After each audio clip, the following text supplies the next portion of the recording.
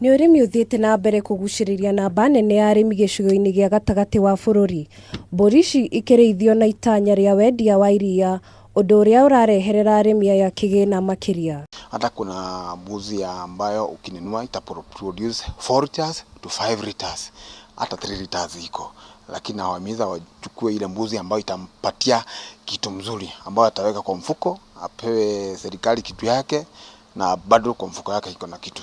Kũringana na arĩmi aya, iria rĩrĩ rĩrahũthĩka nginyagia harĩ ũthondeki wa cheese, gũkũ rũkĩgucĩrĩria thoko nene na umithio wa iguru, kuona rita ĩmwe ĩgũragwo ciringi 120. Sasa kuna fama moja akiwa na amejimundu anaweza kuweka mbuzi mingi kwa sababu ile kasehemu katakuwa kana mwalao hivyo.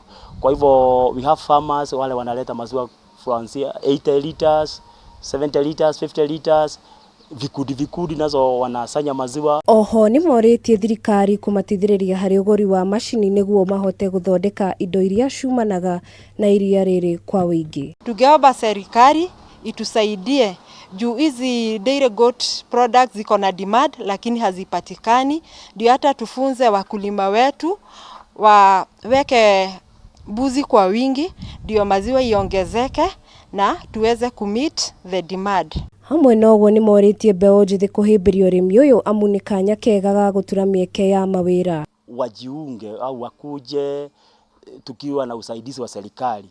Tunaweza kuwaonyesha vile mbuzi inalishwa na wao wakikamua maziwa na wanatuletea maziwa. Tunawanunulia. Ũrĩithi wa mbũri cia iria ũkoretwo ũkĩhũrĩrwo ndebe kuumana na ũhũthũ waguo ũndũ ũmwe na umithio waguo wa iguru. Ngĩribotera ceceni ya Kameme TV, rĩtwa rĩakwa nĩ Wanjiru wa Mwarari.